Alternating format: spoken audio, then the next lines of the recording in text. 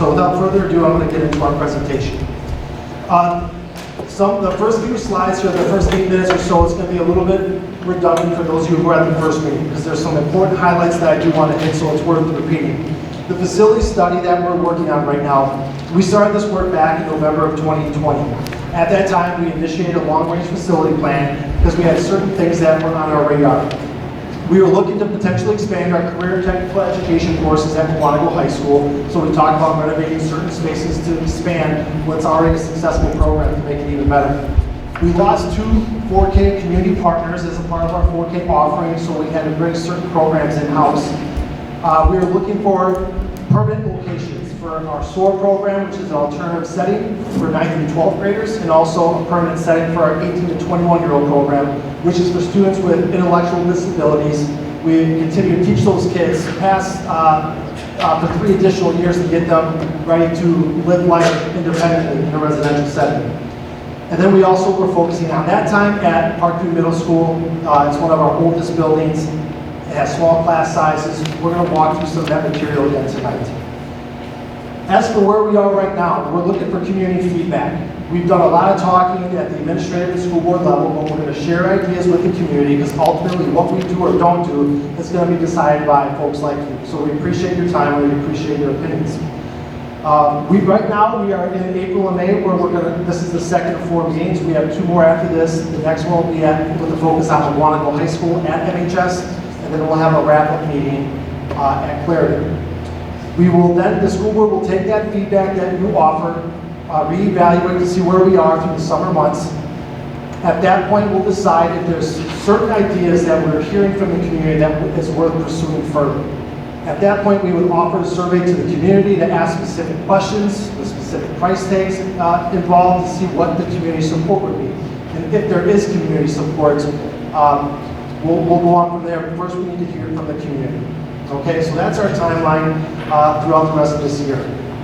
This group, what we're looking for is help identifying issues and solutions that we have not yet considered. So when you hear about the challenges we have, please give us your feedback. The first meeting was great. We're going to talk about some of the best questions that were asked, challenging questions, and we'll give you some answers. So help us identify issues and solutions that we have not yet considered.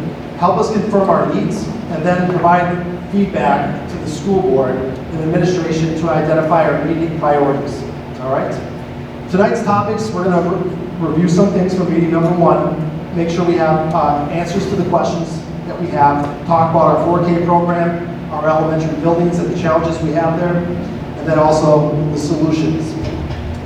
Quick rehash of some of the things we talked about last time. Our school district is a low revenue school district, and what I mean by that is school districts build a budget that defines 70 to 90% of all of our operating dollars through something known as the per pupil revenue limit. I have 3 districts on the screen, ourselves, Franklin and Berlin. They're great districts that are close by, but we operate the same market. We're trying to hire the same teachers. Everybody wants the best and the brightest to be in front of our classrooms. We receive $10,016 per student this year. How we receive our funding is that we multiply that number by the count of resident students, which for us this year was 4,659 resident students, which creates a $46.6 million budget for our district. That's what we have to operate with. Other school districts, as you can see, Franklin and New Berlin are both just north of $11,000. They have 300 students less than us, but both have between $3.3 and $3.6 million more on an annual operating basis. There's a story that goes into it. If you want more details, there's a link to meeting number 1. The information's in there. So I just want to reiterate that our district is a low revenue school district. Historically, when per pupil revenue limits were installed in the 93-94 school year, basically everybody took their place relative to the starting line. You can see we're pretty far back. From there, those gaps in funding aren't just a 1-year phenomenon. They are each and every year. And here's where we started the 93-94 school year. We started at $5,320, last in the county. And fast forward to 30 years later, we're in second class place, so we improved by 1 spot. We received $10,016 per pupil. Again, just to reiterate, we take a 3-year average of our students, we multiply that by our per pupil revenue limit number, and we get $46.6 million for our operating budget. The $46.6 million will come from a tax levy and from state aid, known as general aid. So once we develop our $46.6 million number, the state government will provide general aid, saying of that amount, we will provide $25 million. The remainder goes to the property tax levy. All right. So that $21.3 million is our operating tax levy. That's the taxpayer provides support to operate our schools. On top of that tax levies, there's one more. Okay? On top of the $21.3 million, we have referendum debt that's associated with the work we did at Mukwonago High School in 2016. That works like a 20-year mortgage on a house. We make 2 payments a year for 20 years to settle that. That tax levy totals $9.5 million. When you add it up, our total tax levy is $31 million. Speaking relative to other school districts, we can compare our tax levies relative to the property wealth that's available to pay that. So when you add up all the property value in the Mukwonago area school district, the businesses, the houses, it's $4.7 billion. On average, people are taxed $6.53 for every $1,000 of their house's value. That's the metric we're looking at here, the mill rate. You can take the mill rate and compare it to other communities. It's a way of saying, so you need $31 million, but what does that mean to me? You can do that comparison by looking at the mill rate. So we are 32nd out of 39 Southeast Wisconsin K-12 school districts. Hypothetically, if we did not have that $9.5 million levy to pay off our debts, we would be last place, and we would be 25% away from the next closest district, which is Palmyra Eagle. We'd be at $4.51. The $21.3 million operating levy, relatively speaking, is small compared to others. That is due to the fact that we are a low revenue school district. So I said this at the last meeting, it's great as a resident here because taxes are really low. The flip side of that is the investment in students is also very low. So that's sort of, again, it can cut both ways. All right, so moving on from the financial information, we're going to talk about a few things that we also covered last meeting. This is a capacity analysis of all of our schools. In each of our buildings, we went through and we identified how many 5-year-old kindergarten classrooms do we have, how many first grade classrooms, etc. Then we have a targeted number, a preferred class size our school board sets through policy. So for a 4-year-old kindergarten, we target 20 students per class. When you start to get way beyond that, it's not ideal for kids to learn in a huge setting where the student-teacher ratio is overwhelming, okay? So we have a class size policy of 20 for 4K students, 22 is the class size for 5K in first grade, so on and so forth. When we multiply the number of classrooms by the number of students for that classroom, we get a capacity range. You can see here that some of our schools, our elementaries in particular, are close to their capacity number. Once we reach zero capacity, that's basically every desk in every classroom is used up. So before you get to that point, before you're bursting at the seams, you want to have a conversation about what should we do. And that's the conversation we're having tonight. Okay? So you can see our elementary schools are a little different in terms of how close they are to their capacity. We have room at our middle school and our high school. However, when we talk about moving 6th grade into the, potentially moving 6th grade in, we don't have enough room for 350 6th grade students to join the existing building. We'll come back and talk about that more. So our capacity analysis is where we are today, where are we going? We did our best work, I should say, we attempted to do our best work here by bringing an outside firm that does long-range growth and enrollment projections based on market conditions, housing inventory available, potential developments that might be available within our school district boundaries. And we enlisted their help, who helped with a lot of school districts in this end. And the map that they came up with is presented on the screen. So this is an estimate, this is a projection. It's the best guesswork we can possibly find. What we are told is that we'll have approximately 2,000 additional housing units in the MASD school district boundaries by 2035. That will lead to 355 additional resident students.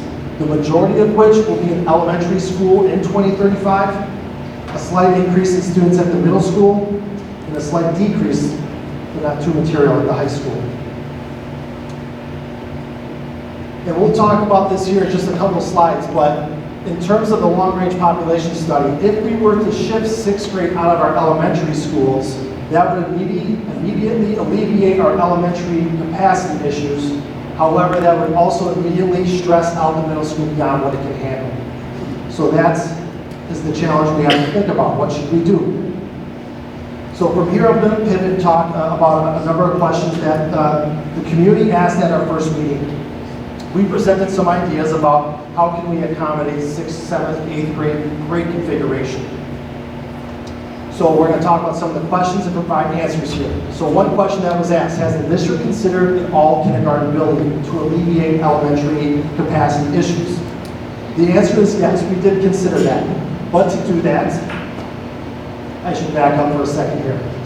We as a district currently right now have a 2-tier transportation system.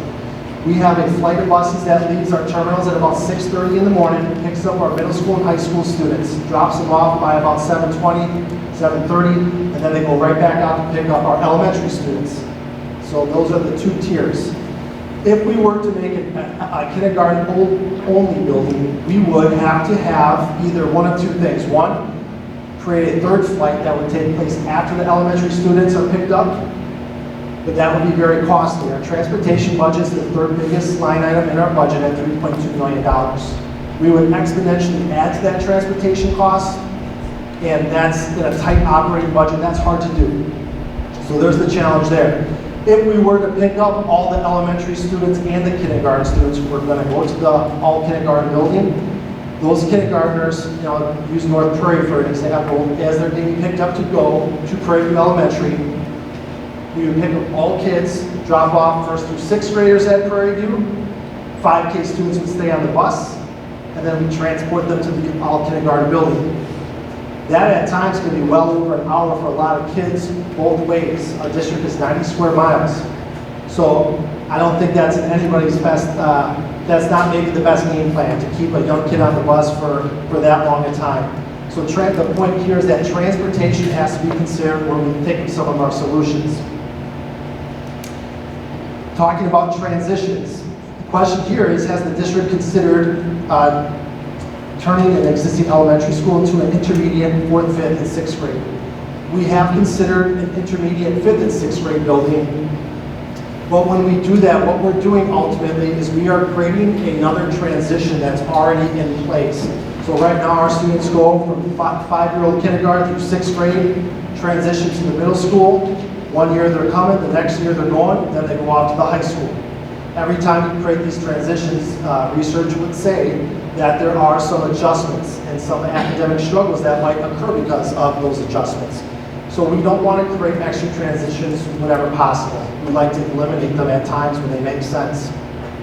Additional transitions really have no academic value. So the next question that we were asked here, if we didn't have open enrollment, would we not be nearing our capacity? The district doesn't make decisions on open enrollment with non-residents in mind as the first priority. The first priority always has been, always will be, take care of the resident students first.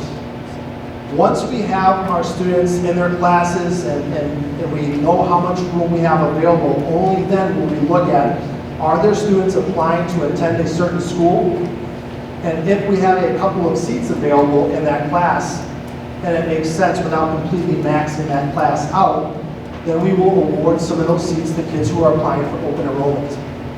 Every student who joins our school district brings $8,200 with them. So when we look at the number of students that open enroll into our district, that generates an additional $5 million for us. So as a low revenue school district, that's important for us. So to give an example, I'll use Section Elementary. My kids go there, so I'm just a little bit more familiar with that school, I suppose. And they have 3 sections of first grade at section currently. And there's 57 resident students in there. The recommended class size is 22 students for a first grade classroom. So with 57 students, we need at least 3 classrooms for those 57 students. So we have a capacity of 66 at the high end, but with 57 students, that leaves 9 open enrollment, 9 seats available. When kids apply, we will then award if there's availability. So in this case, we gave 6 of those 9 seats out, and we left room for eventual potential move-ins that might occur. Just in that first grade at Section Elementary, those 6 students generate $49,200. We're not increasing fixed costs. The lights are already on, so that's a bill that's there. The teachers are already in front of the classroom, so we're not growing our expenses. When we do this, we're simply growing revenue. As a district that needs that, that's how we operate. But we don't make decisions with this in mind as the priority. Residents, students first, and then if it makes sense, if there's room, we'll open up seats for open enrollment. The question here will pertain to ultimately adding a 9th building. So the question that was asked is, if a renovated middle school costs $84 million and a new elementary costs $60 million, is a new elementary school a better option? Perhaps, but keep in mind that if we went down that route, when you go from 8 buildings to 9 buildings, you now have to have a principal, custodian, the front office workers, and the faculty. Those are fixed costs that have to be coming from the operating budget. So preferably growing the number of buildings, avoid that when you can. So adding a 9th building or a 10th building is not preferred. Okay, if it makes sense, then it is, but in our instance, that doesn't seem to make sense. Furthermore, we would just prolong our 6th grade students in that elementary setting. And as we talked about the last meeting, 6th graders are probably a better fit socially and academically with 7th and 8th graders. When our current 6th graders, they get on a bus with 5-year-old kindergarten students. I think a 6th grader is probably better off sitting next to a 7th grader than a young student.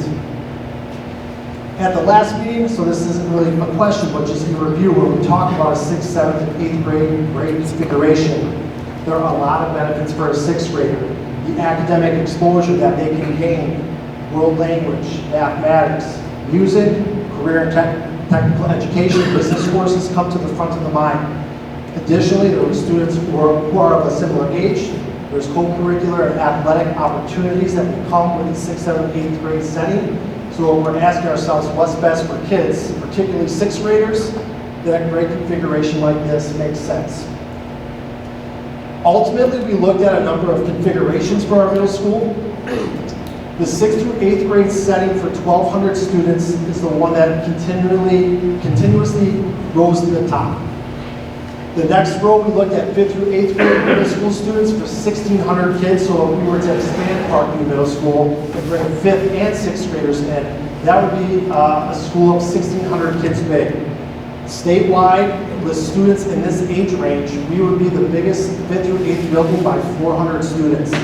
Ultimately, we don't think it's a good idea to have that many students in one building, which ultimately creates a high school setting. That might be too big.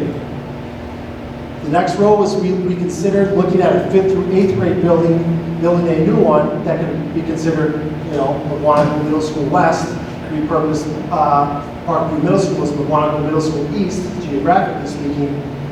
And then you'd have 800 students in each building, but that's going to ultimately lead to that 9th building situation that I just talked about. Same thing, I mentioned this earlier, if we built a 5th and 6th grade intermediate school for 800 students and left Parkview Middle School as is for 7th and 8th grade for 800 students, that's a 9th building. And then finally, we looked at, perhaps building a new middle school for 7th and 8th graders and then repurposing Parkview Middle School for 5th and 6th graders. Again, that's that 9th building dilemma that I talked about. So, to wrap up that first meeting here, and we'll talk about those plans. We gave you 4 plans on your big sheets there, so you can take a look, and we're going to review the middle school together here in just a moment. But if the community supports a 6th, 7th, and 8th grade configuration, then it becomes a decision to renovate and expand Parkview Middle School or to build new. Now, we are working through a number. When we started this process, we said, let's look at all of our buildings. Before we do anything, let's look at everything, put all ideas on the table. Let's talk to the community, let's see what we collectively together think what's best to do. So we're going to continue to present options. So I think it's premature to say, what do you want to do with the middle school? So just, it's okay to have an initial opinion, but we're going to challenge that. Once we present you information about our elementary needs, eventually our high school needs, once you see the big picture, then I think it's a proper time to start answering this question. But we can kind of start to think about it a little bit at the individual level. Once we present everything to you, I don't want to be up here and lead you to believe this is a foregone conclusion, we're going to do this, because again, this will be community driven. But it is conceivable that the community will find other priorities that you're about to hear from us where it doesn't even include 6th, 7th, 8th grade. So we're open-minded, this conversation is fluid and ongoing. By the way, if you guys have questions at any point, I should have said this earlier, please raise your hand and talk. This isn't meant to be a lecture, okay? Paul, I know you got some questions in your mind, so please ask them, okay? All right, so your input will ultimately determine the direction the district goes.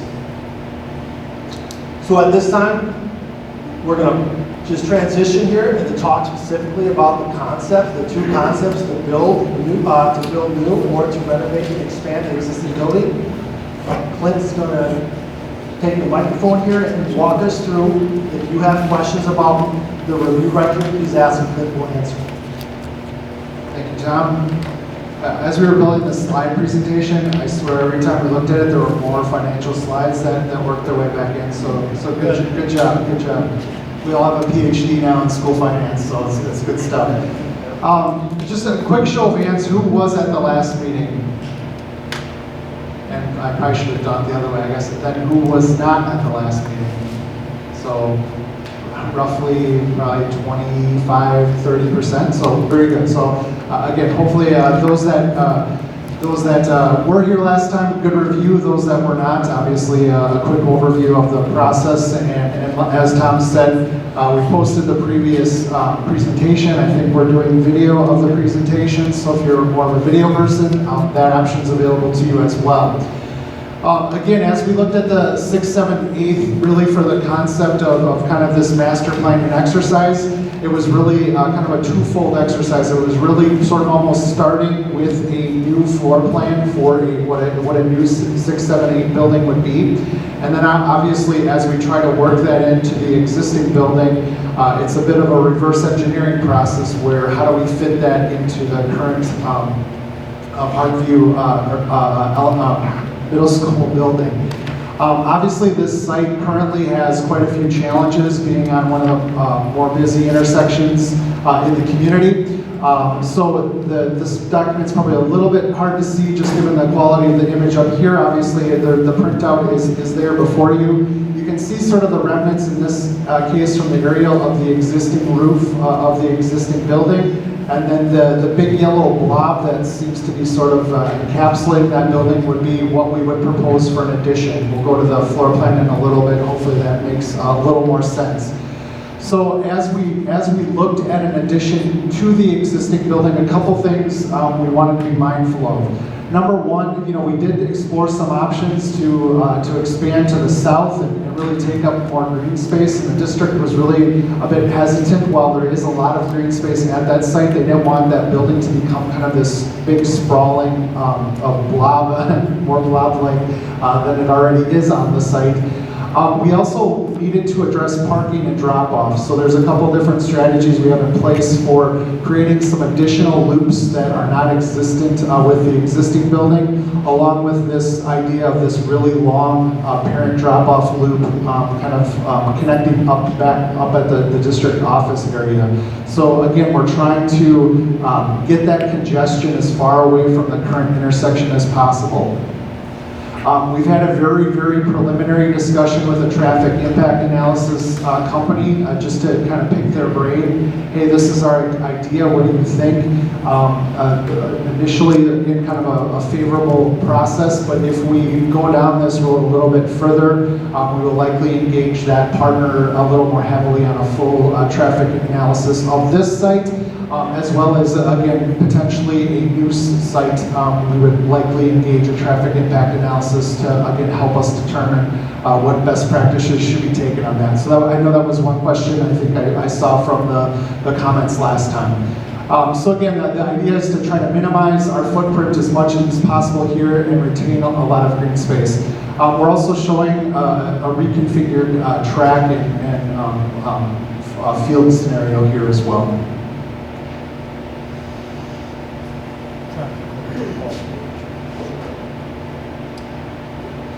Moving into the floor plan, for those of you that, this is actually tipped the other direction, so in this case, north is facing this direction. The current gymnasium is in this location, and the school office is right here, so just kind of from an orientation perspective, how this is sitting. So again, to accomplish this idea of kind of minimizing how much this building would kind of sprawl out, the current building has a very, very large courtyard within the middle of that. So it's kind of a radical idea here that we would put the addition in the middle of that courtyard and then really connect up the existing ring of that building up with this courtyard space.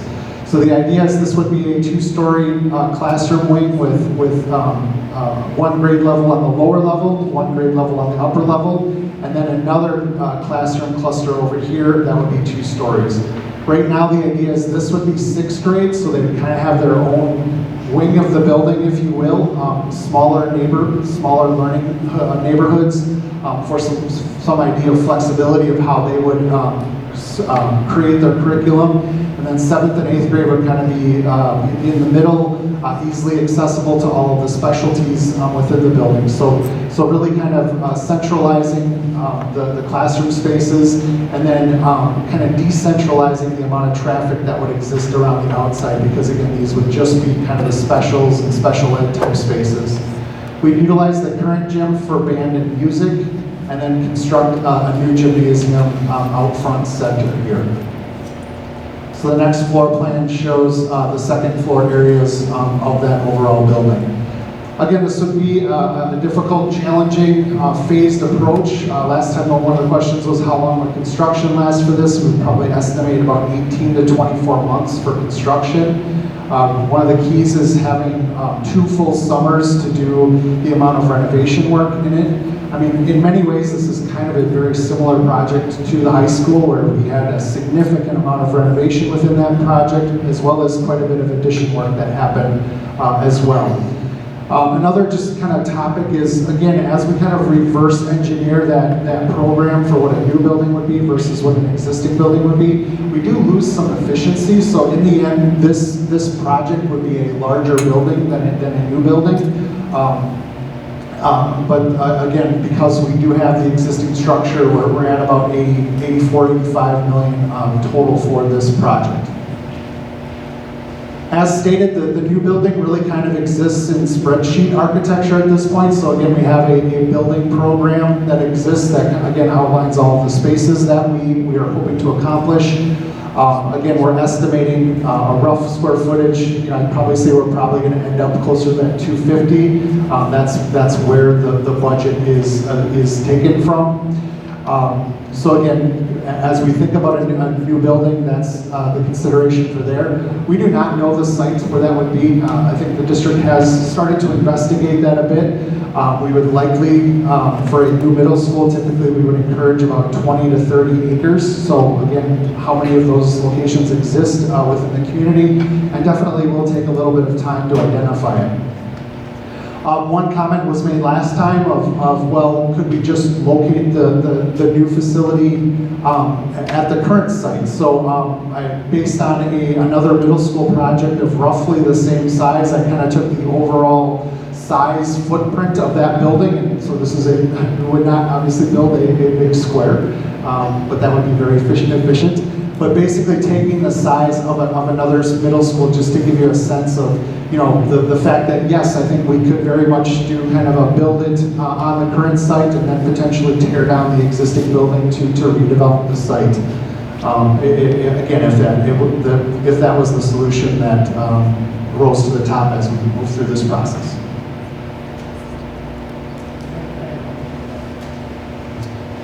Failed to mention something earlier, so before we're going to the community, the first pause here coming up. Okay. Before we get to our first pause here, we're going to have some tabletop conversations for 5 minutes here. I apologize for not saying this. This is kind of important. Our district and the way that we've been paying off our existing referendum debt, we're getting to a point where we're close to paying that off. So just like if you're getting close to paying off a car, or mortgage in your personal life, you're finding yourself coming up to an opportunity as to what would we like to do. You have that opportunity to repurpose funding when you pay off bills. Our district has been doing a great job of prepaying our debts and trimming the timeline down. So when I talk about a 20-year payback, we're currently on track to pay that off in about 10, okay? When the debt falls off and it's gone, our last levy on our current strategy, our current timeline is our debt would expire after 2026. That would be our last levy, we make our final payments, and we'd be done. At that point, our taxes would drop significantly. Before we get to that point, this is that point in time where the opportunities for the community to say, what would we like to do? Does the community want to support a similar commitment of taxation? We are a low taxing school district.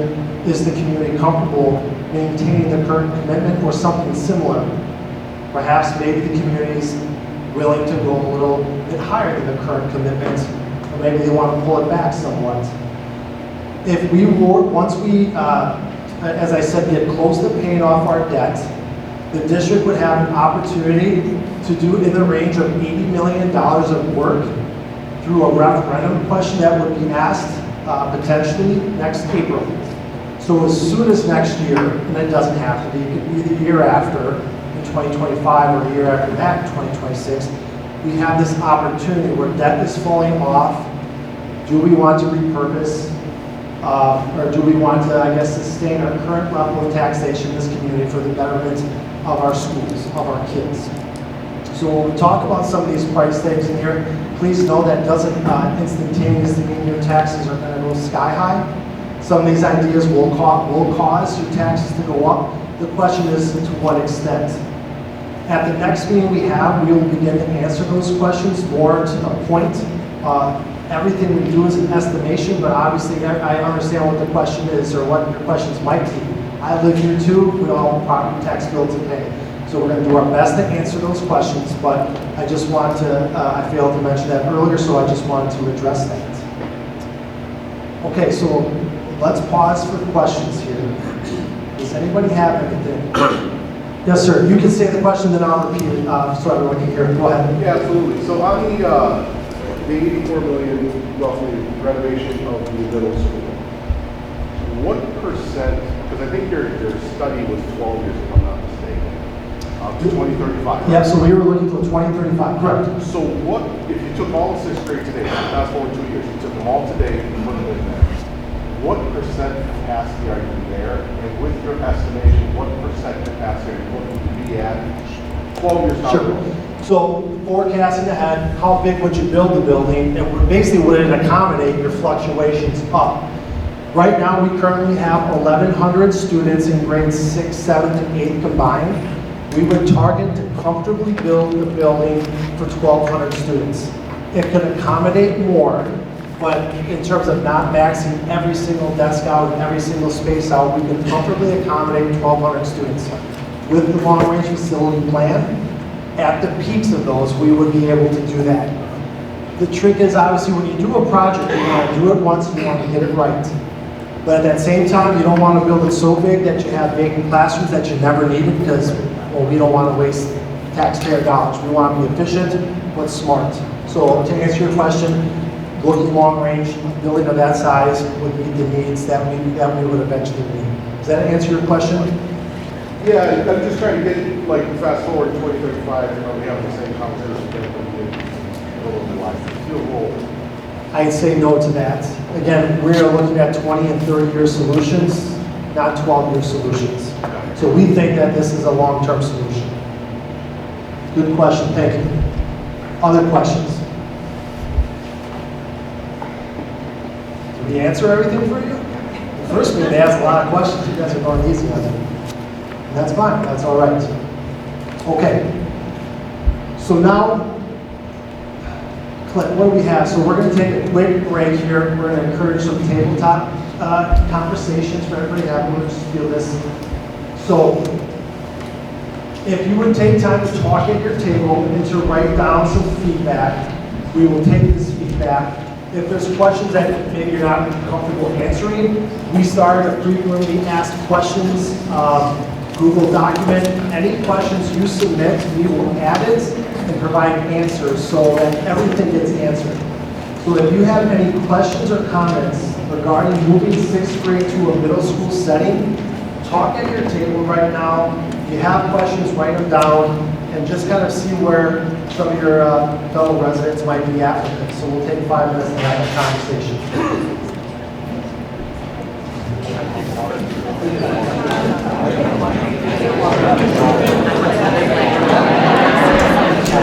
All right, let's bring it back together here. We'll push it over here. All right, the next part. So I hope you wrote some questions or providing some ideas that maybe we didn't consider, but I hope that you now have an idea of where we're at, what the options are. Some options are better than others, but we're, again, looking for your feedback to help figure out what should we do. We're going to pivot now and talk about our elementary buildings here. So we're going to start this off by talking about our 4th grade. So I'm going to hand this to Colleen Hoyne. She is our principal at Eagle Elementary and oversees our 4K program. Hi everybody, it's great to see you all tonight. I'm here to talk a little bit about 4K. This is my 3rd year in this role, so I stepped into it right after the pandemic. There we go. But the program has been around since 2015-2016 school year. I'm going to give you just a little bit of history about 4K, some of the benefits of it, and then what the future could potentially look like. So our district was one of the last districts in Wisconsin to adopt a 4K program, but we have 4K for many reasons and have seen the benefits over the time of the last several years. So our 4K programs really promote early literacy skills, early numeracy skills, fine motor skills, all that wrap up to really providing a consistent preparation for our students in 5K. So the goal is that students are coming into 5K with the knowledge and the skill base ready for kindergarten, including the socialization and social emotional learning skills of like getting to know how to do school skills that are so valuable for them to be ready to be learners in kindergarten. And it also provides us the opportunity to really provide early intervention for students. So research for decades and decades and decades has shown the sooner that we can intervene when students need it, the better. And when students are in our 4K programs, we're able to see what students need and able to help them and support them as early as possible. Wrong way again. I'll get it by the end of my 4 slides. So this is a little bit of where we have been and where we are in terms of our 4K program. So our program is a mix of community partner sites and now school sites. Originally, when the program started in 2015 and 16, you can see the partnerships we had on the left. All of our 4K sites were at community partners. Over the last several years, some of those partnerships have faded for several different reasons. And our partnership with St. Paul's actually ended in March, and we already have students registered to go there. And we had to figure out what do we do with these students who have registered and believe they're going to 4K and we have no place to send them. And that is how Prairie View became a site for us. So I think it's important to note that's how we started moving into the school sites. Over the next few years, we also lost a partnership with St. Joe's. This year we will be completing our partnerships with Little Lambs for various reasons across all of these sites. And so we need sites for students. If we want to continue to accommodate the 4K students we have in our district and continue to provide the education we're providing for them, we've had to add sites. So this year we added a site at Big Bend, has a half-day program, and then next year we will have a full-day pilot at both Big Bend Elementary and Clarendon Elementary. So we've added those 2 sites in order to accommodate the number of students we need to for our 4K program. As we talk about moving forward, and as I mentioned, we, in the next couple of years, or next year, are having a pilot full-day program at Clarendon and Big Bend. The decision to do that was based largely on community feedback about what people want in a 4K program. So we sent this survey to parents this past December. You can see that the top question just asked, do you believe we should offer 4K full-day or half-day program? And you can see it's a pretty even 50-50 split. Obviously, a few more parents wanting full day and then some with no preference. From that, we asked, would you prefer 3, 4, or 5 days? And then in community partner sites or in our schools. And you can see again there that they a large community push to offer both.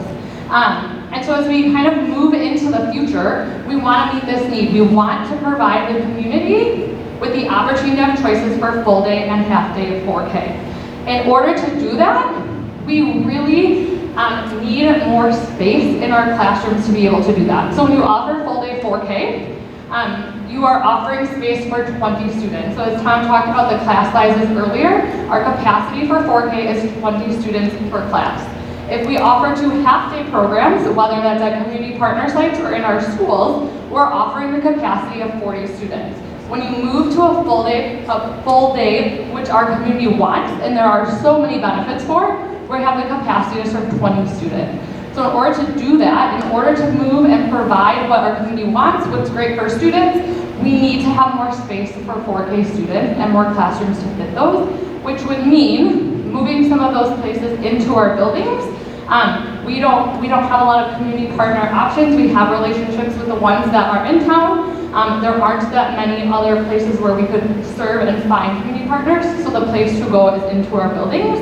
And we would continue to have community partnerships because we need spots for those students too. So in order to have enough seats for 4K students, we're looking at moving classrooms into our buildings and continue to grow those pieces. So just a very short, brief history about where we were, where we are, where we're going. Are there 4K specific questions?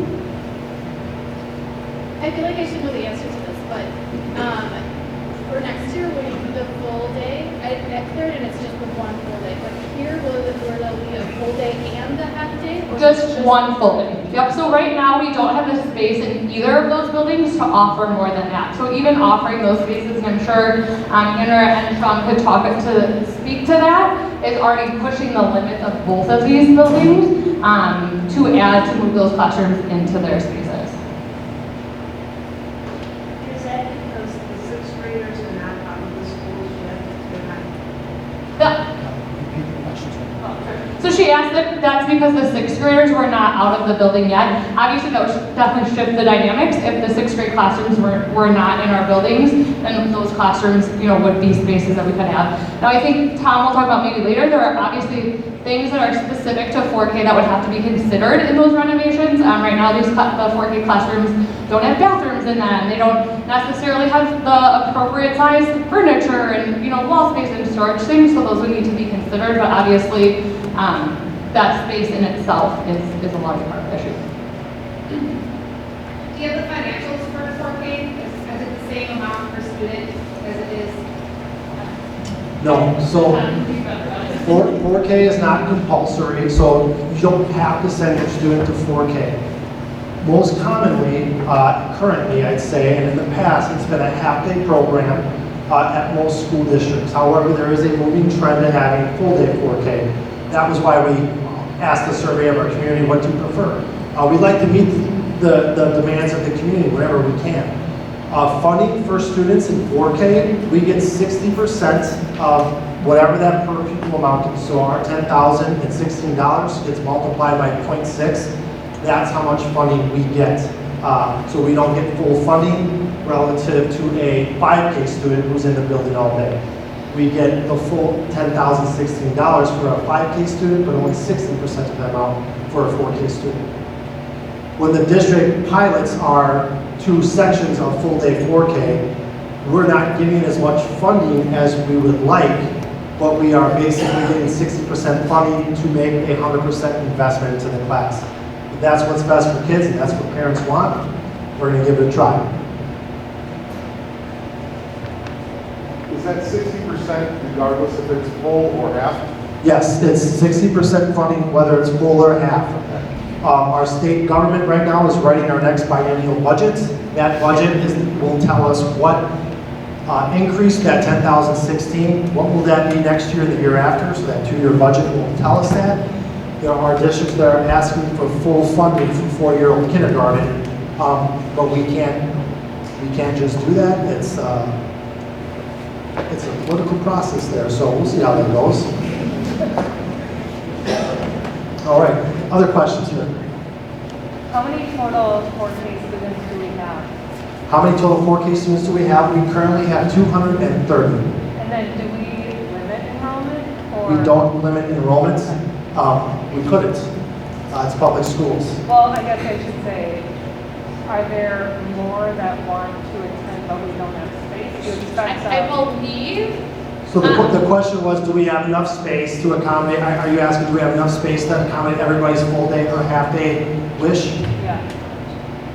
so we do have enough seats for everyone in the district. I believe our seat total for next year is right around 250 students, about 252 seats we'll have for next year. We definitely we're not able to accommodate everybody's first choice in terms of full day preference or half day preference. So there was definitely a large number of families that wanted a full day placement as their top choice that we were not able to honor this year. So if we had more students than the 252 seats we have, we'd say, Mr. Schlick, you got 4K coming to Rolling Hills, and we'd make it happen somehow, some way. Andrea, This is not a question, but just a comment about this. here, I'm going to give you the mic, you can make your comment. Here, go ahead. I do have a little experience in 4K, and because the schools are not set up for 4K, this is just food for thought. When somebody would say, for example, Rolling Hills, you're getting 4K, or Clarendon, not even 4K, the rooms that they are getting, and even with slight renovations, are really not 4K appropriate. So just to consider in the future of this conversation, 4K rooms really need to be set up very differently than a regular classroom. And so I think that really needs to be considered. Because, like for example, I'm currently at Prairie View doing 4K, and my room has no windows to the outside. So for me all day, it's a real long day, and for 4-year-olds, I think something like that is really important. So just as part of the consideration, yeah, we can throw them in the schools, but it's not the best. Thanks, Andrea. So Andrea is our long-term sub, correct? And for our 4K, so she has a little direct experience in there. We'll talk about the needs of a 4K, what the best size for a 4K classroom is. That's typically going to be 1,200 square feet. When you start into a traditional classroom space of 900 square feet, it just looks and feels different. If you don't have a bathroom in that space, teacher might not be teaching all day. They might be helping kids in ways that, yeah. So having a bathroom is helpful. Okay, other questions? Paul? Are the 4K included in the capacity study? Are they just part of the K that you have, or are they? 4K is a part of the long-range enrollment projections, yes. Sarah? Does the district pay for the 4K staff at community partner sites? We pay, so do we pay for the staff at the 4K sites? We provide a fixed amount per pupil that we ultimately pay monthly to the 4K community partners. And then they have those staff funding, and then they hire their own staff. But we work with that staff, Kelly works with them to take them through our professional development and to go along those lines. We have, some terrific community partners right now. We work with the YMCA, Kids Connection, and Vernon Child Development Center. They do a great job. They do good things for us, but yeah, we pay them to help obviously pay their bills. I just wonder if there's added cost of new staffing, more staffing. No, but I guess one point that I'll make is that we don't provide yellow school bus transportation to all of our 4K students that are going to community partners. That transportation cost could be exponential. So we let people pick where do you want to go. Maybe it's on your way to the expressway, so the YMCA is the most convenient, and then you can hop on the expressway, go to work. We pay the average cost of transportation is about $400 some odd dollars per student. We calculate that about annually, and then when you transport your students, we pay you a parent contract amount to do the driving. So we pay that stipend twice a year, half at the end of the first semester, the other half in June at the end. Question? Do you know how many 4K families open enroll for the full day? How many 4K families open enroll in? No, out. How many open enroll out? Of the district. Do you know? I don't know the number, but I know we did do a survey for families who didn't choose our 4K program about why they didn't choose, and I would have to go back and look at those specific numbers. It's between 10 and 20, in the range of 10 and 20, but it's not 40, it's not that. Okay. Any other questions there on 4K? All right, so we're going to turn it back to another quick 5-minute break here at your tables here. So what we're going to look for you, so you just kind of keep working on your big sheet there. So we have an administrative recommendation, and this is the trend we've really been on, is to bring 4K into our buildings in some capacity. And we're interested in hearing, do you agree or do you disagree with the recommendation to move 4K into district buildings? What do you think about that? So go ahead and turn it back over for 5 minutes there, and then we'll get back together.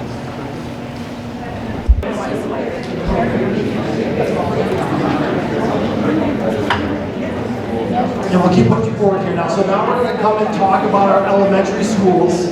So we gave you kind of some information about 4K, potentially bringing that into our buildings. We're going to walk us through some options, some potential solutions. Again, part of this process is look at every building and look at 20 and 30-year solutions. So put all ideas on the table. The things we're going to show you here shortly, we're ultimately just trying to demonstrate. We're trying to think of everything we can, putting all options on the table. We can begin over the next couple of weeks to pull those back and build priorities here. But we're going to play a short video here to kind of highlight what our elementary schools look like. If you walk through our hallways right now, it looks pretty vacant. When you're here at 9 o'clock on a Monday, it's a totally different story. So we'll play a short video here, and then we'll walk you through some options for our elementary schools.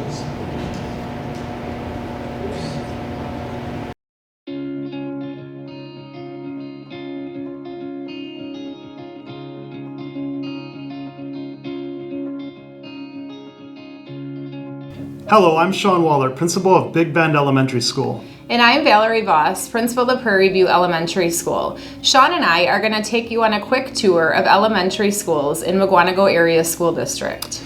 The Mukwonago Area School District has 6 elementary schools across 90 square miles and several different municipalities, including Big Bend Elementary in the village of Vernon, Clarendon Avenue Elementary in the village of Mukwonago, Rolling Hills Elementary and Section Elementary in the town of Mukwonago, Prairie View Elementary in the village of North Prairie, and Eagleville Elementary Charter School in the town of Eagle. Our elementary schools vary considerably in age. Eagleville, originally constructed in 1931, is the oldest, while Rolling Hills, built in 2000, is the newest. The recent facility study identified 4 key concerns relating to the district's elementary schools. First, with increased programming and services like special education, speech and language, counseling, and academic interventions, some of our elementary schools are becoming overcrowded. Some small group instructional activities must be held in hallways or vestibules, while others host multiple groups within a single classroom. These practices make instruction less effective for students. Second, there has been an increase in parent demand for our district's 4-year-old kindergarten program, including full-day 4K. Because of this demand, combined with the loss of community partners, the school board has started the process of bringing more 4K classes into our district's elementary schools. Prairie View, Clarendon, and Big Bend Elementary will have 4K programs in their schools next year. In order to create space for our 4-year-old kindergarten classrooms, the school board is exploring the option of moving 6th grade students from the elementary schools to Parkview Middle School. Besides freeing up valuable space, moving 6th graders to Parkview Middle School will provide them with a host of learning opportunities and extracurricular activities that cannot be offered in the elementary buildings. Also, the classrooms where 4K would move are inadequate to the task. Generally, they lack bathroom facilities and were not designed with such young children in mind. Classroom spaces would need to be redesigned in order to best serve our youngest learners. We recognize parents have many choices on where to send their children to school. Many private schools are offering full-day 4K and even 3-year-old programs within their facilities. Most other Waukesha County school districts have greater learning opportunities and activities for their 6th grade students. In order to remain a destination district, we need to adapt to this changing landscape and offer more options for our parents. A third need identified in the facility study is based on the fact that in recent years, more and more parents have chosen to drive their children to and from school. Our elementary school's infrastructure was not designed to accommodate the amount of vehicles in our driveways and parking lots before and after school. The increased traffic is a significant safety concern. The facility study has identified increased parking areas and redesigned traffic flow as important in keeping our students and families safe. Finally, our local communities continue to show an increased interest in using our schools. We are hosting voting on Election Day, providing meeting spaces for community groups, and serving as the home for a host of youth sports and activities. In addition, our growing community education program is utilizing our classrooms during the evenings and on weekends. Our elementary schools are proud to welcome community members, but need new or renovated spaces to support these programs while also keeping our students safe and minimizing disruptions during the school day. The Mukwonago Area School District is proud to have high-quality elementary schools and grateful for the encouragement of our families and the community. We look forward to continued conversations about how our schools can support continued learning and a strong community in the years to come.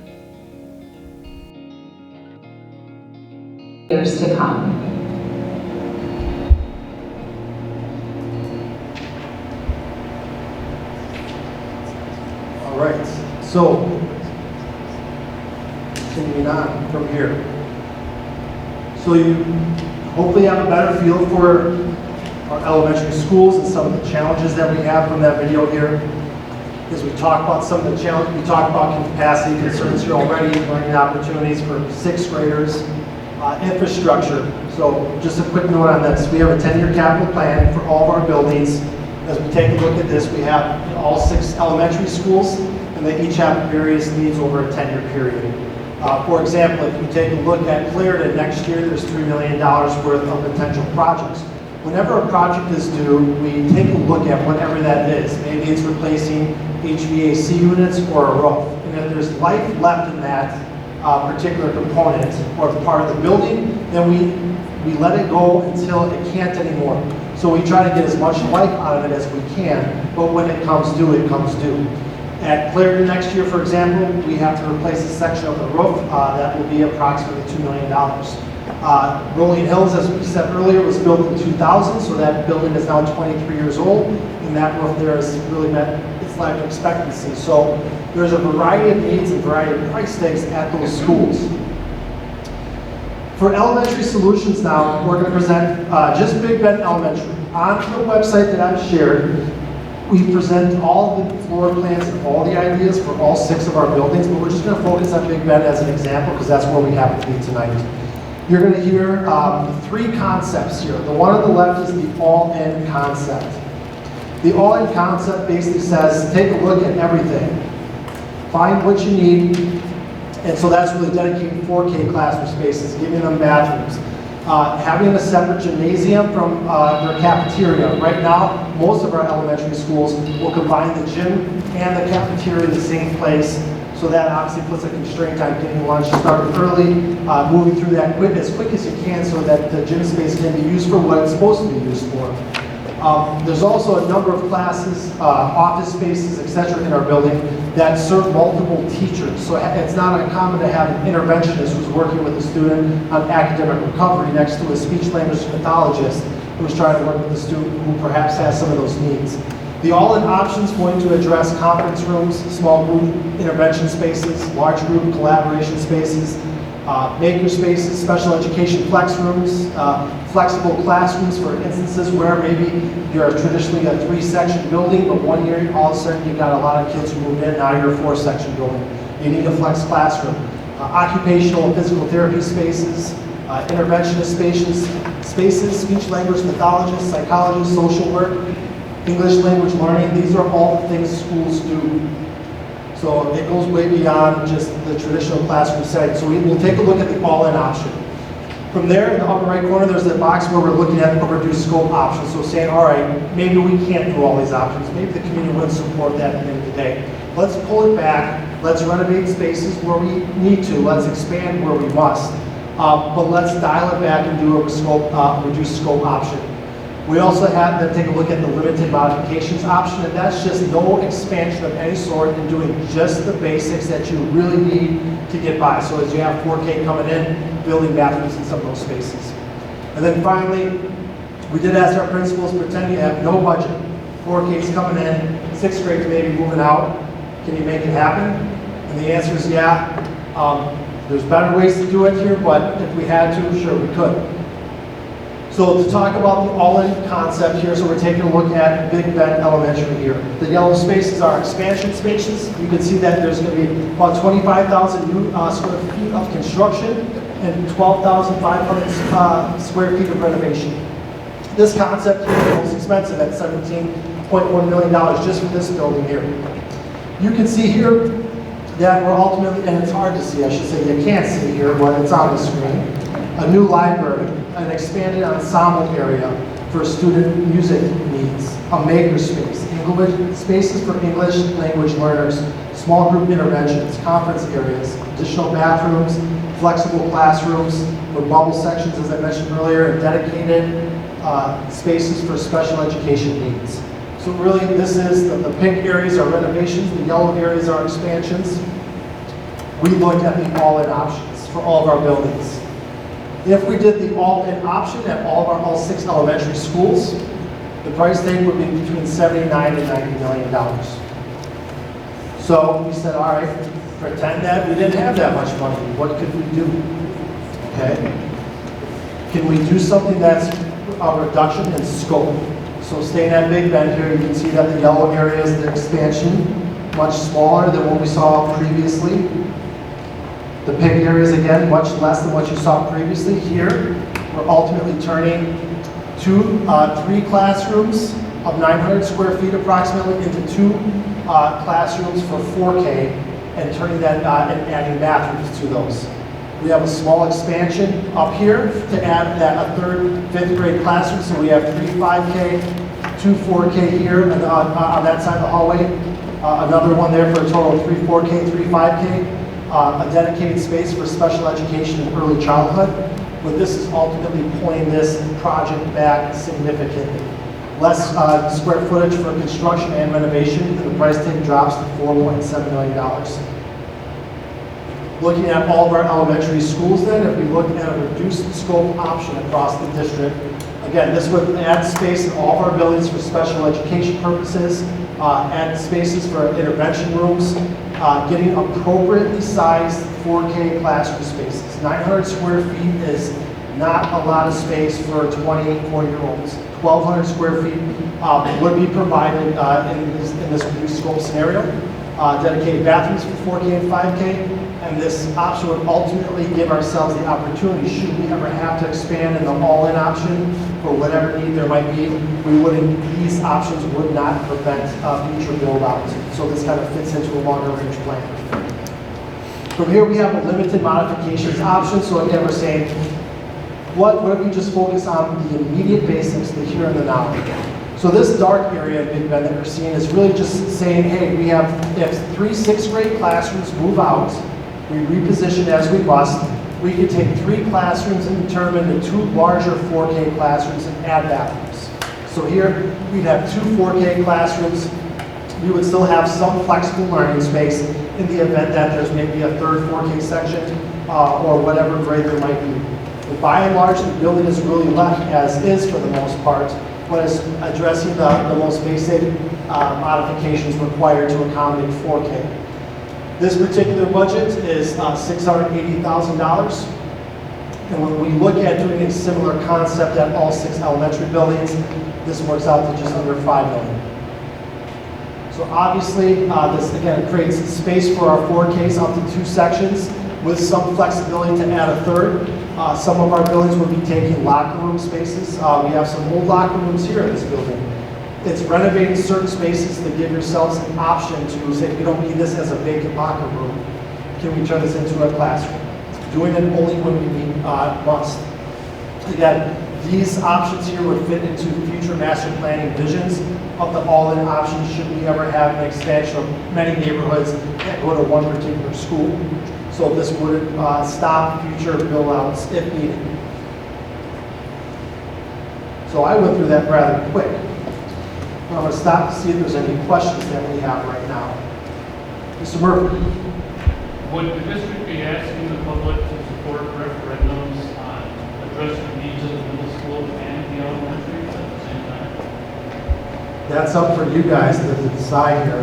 We're presenting the idea. We're looking for feedback on that ultimately at the end of the day. So in the past, we've done referendums that are something for everyone. Generally, the community gets behind that better. So we wouldn't be doing our best efforts if we didn't look at all options again and put them on the table. So those are the options for the elementary. It is possible that a combination of multiple buildings would be within one referendum, yes. Other questions here? Paul? Is there any studies or numbers on how, if you do the all-in at the elementary, would that eliminate the need to move 6th grade out and into the middle school? And I understand they still need something new, but you wouldn't add that extra strain on the middle school because that looked like a very big addition to just the one you showed. If we did that across all of them, would that sustain? The all-in option that we showed was for a 4K through 5th grade model. It would still have 6th grade coming out. Am I answering your question here? I was wondering on capacity on each school, if it had, if we had capacity, because initially we were talking about the capacity study and how the growth is going. Yep. Would that $80 or $90 million sustain our elementaries alone, or do we still need the high school and middle school? So could we just do the all-in option and focus solely on the elementary schools and just leave the middle school as is? Yeah. Clint, I'm going to let you take this one.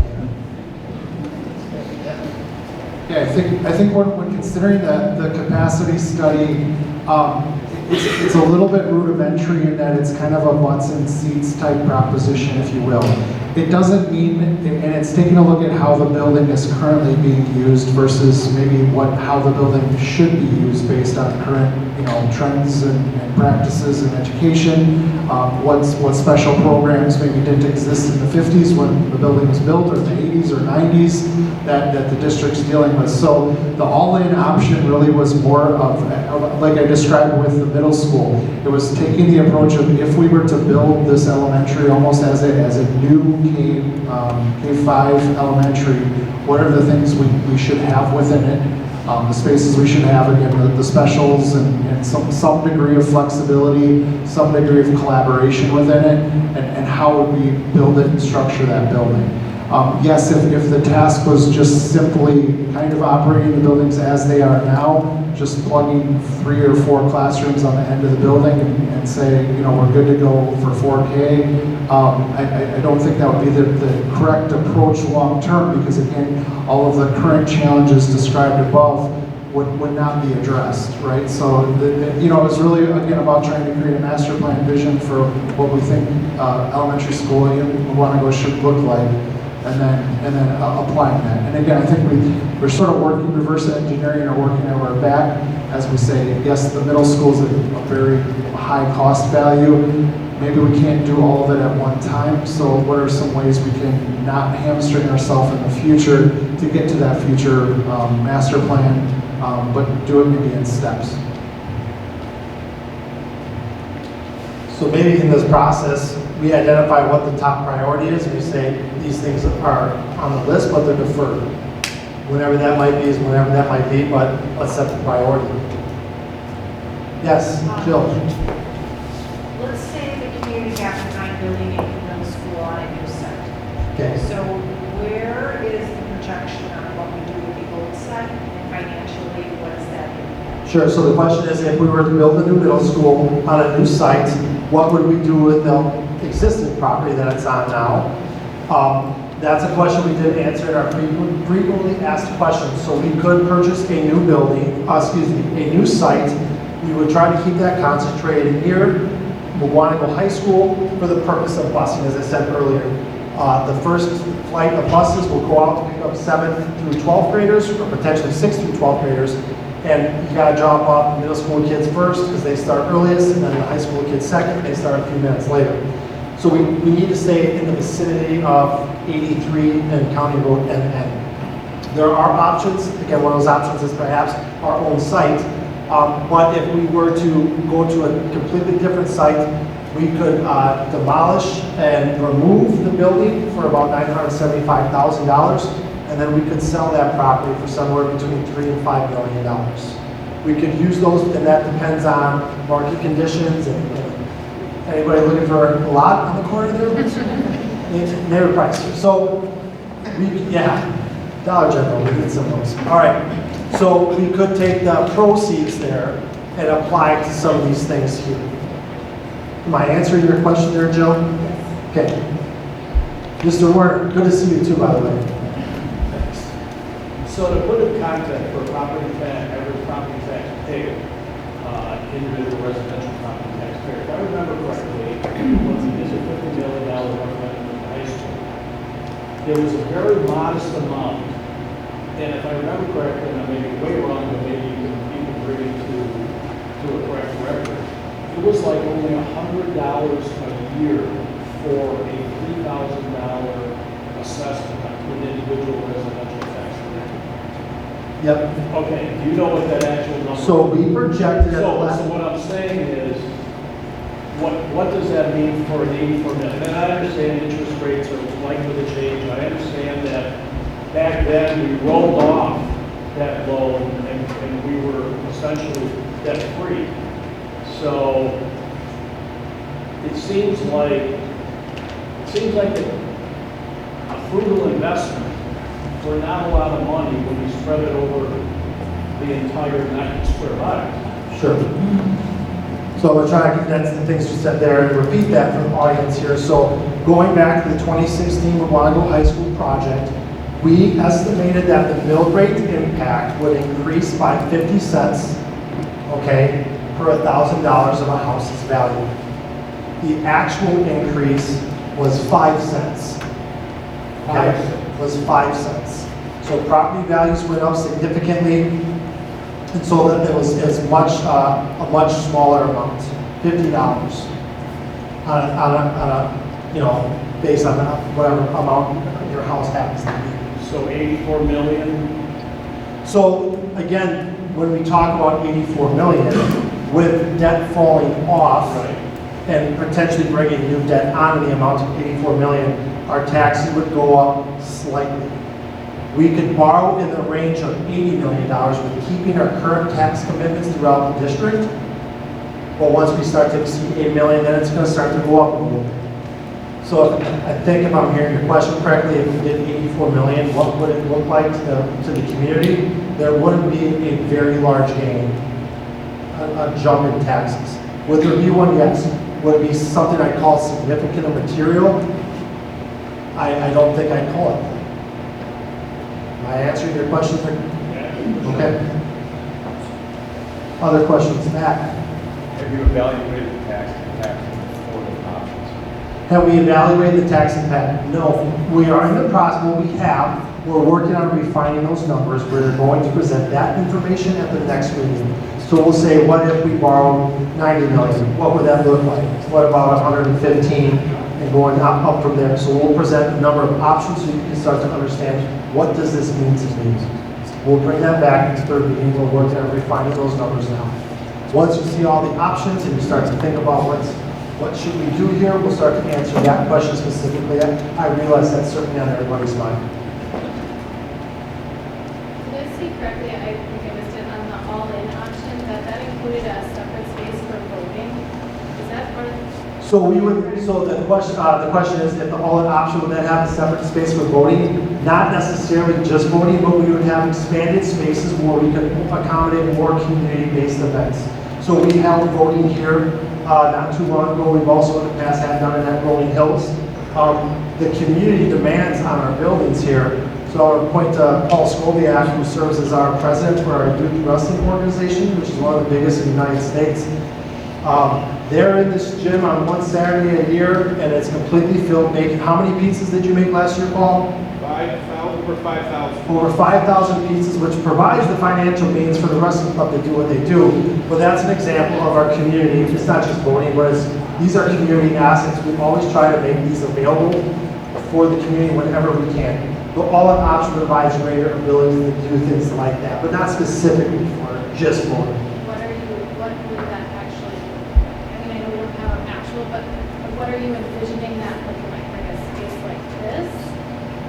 So building by building, the all-in option is available, and I've sent that link, that will send so you can see what each building would look like. And just in the spaces that are growing, when you have a separate gymnasium from a separate cafeteria in every elementary school, if they have that, you would have a greater ability to do that. Section Elementary, for example, could host something like they have one room like this, similar size, that's for cafeteria and gym. There's really nothing additional available. So the all-in option creates a greater ability to host community events. I guess my question is more like the variety of community events that you're talking about is so varied. I'm just wondering, like community education events, that's more of a classroom Sure. setup versus what we were just talking about with pizzas. They're going to need a space like this versus access for voting or voting space. They're going to need a voting space like this. I guess that's more. Yeah, so I mean, Andrea, I think if I'm just going to reiterate so everyone can hear it, our community spaces are used for so many different things. It's youth sports, it's adult yoga, it's astronomy courses, it's painting and gardening. Our buildings, and at Mukwonago High School especially, are open 7 days a week, except for maybe Christmas and a few other days. Sundays, they're open till 9 o'clock. Our South Gym is on demand all the time. It's so rare that it would ever not be used, especially in cold weather months. So our buildings are used for so many different things. The quilters, we have everybody come through. So we're giving ourselves more opportunities to be the community assets that we should be. So that all-in option ultimately represents the ability to be there for more community groups. I've sent these already. So these are, they are posted to our website, which I have sent. If you're not receiving emails from me with periodic updates about our efforts, come give me your email address and I will add you to that. But if you go to our MASD website and you hover over district, right underneath that is facility study. Everything's there for you. Yes? Frequently asked questions, you estimated if we were to sell, if we decided it was an option, that site would get 3 to 5 million. Yeah. But then on the slide you were showing today, where you built the school in its existing location just offset, the cost went down by 10 million. So based on this other finding in this site, so why would we spend 10 million for land when we're only going to get 3 to 5? So I don't think that's necessarily how the math would play out. Again, we're speaking in ranges of values and not like specifically this. The range of values, you know, when we look at $111 million, we're looking at a certain number of acres at a certain price. That price can vary, right? If there's commercial appeal to that, that's going to be more. If it's currently a farmland with no real commercial appeal, then it's less. But that $111 million gives us the opportunity to buy in a range of 40 acres at certain prices that we think are market conditions right now. If we stayed on that property and just set it back and built our new middle school there, we might just keep that land and move our, the track closer to 83 and just get a setback. But if we were to just completely, I guess, go to a different parcel and demolish the middle school, the current one, and we sold about 12 acres because we own a lot of that land. We still have a baseball field there that our teams use, so there's still a lot of green space that we use for our kids. We wouldn't necessarily sell all of it. If we did, we could probably get a lot more. But again, anytime the district buys land or sells land, there's a special meeting with all the electors to come and say we support this or we don't. So again, this is always going to be community driven at every step. Okay? Mr. Warner. So, depending on. Yeah, I'm going to give you the microphone here so everyone can hear you on this one. So there might not be an appetite in the community for this, because I understand how to commercialize to a certain extent education. But there is precedent in the community for it. And what I mean by that is sponsorships. So we have the Greenwald Center, and we know that the Greenwald's doing some money. We have the Lynch Field, thanks to Mark. Lynch Field is awesome. It obviously can't offset anywhere near 84 million or any individual things. But the idea that, you go to a college and you see this classroom is donated by X and this building is donated by X, it doesn't seem like we hear that too much. And we didn't run after that in the last referendum. But again, there might not be an appetite for commercializing. You do have sponsorship opportunities. If you're interested, if you want a hallway named after you, I have something for you. Wait for that. Hey, Kentler Middle School sounds real good. So, we didn't let you pick the mascot, Ken. How about that? Probably the Badgers, but yes, right? It's big companies. So, it's only blue and yellow, man. All right. Any other questions about anything we have? I'm just going to quickly, what I'm going to do is go on this last slide, and after I say this, I'm going to turn it back to you and kind of explain here, but before I lose your attention here. Our next meeting is 2 weeks from tonight at Mukwonago High School in the Commons at 6 o'clock. We'll talk about Mukwonago High School and all the options that we can potentially do there. They include academic ideas for career and technical education, culinary arts, athletic ideas, as well as other ideas that are to the benefit of the community. Okay?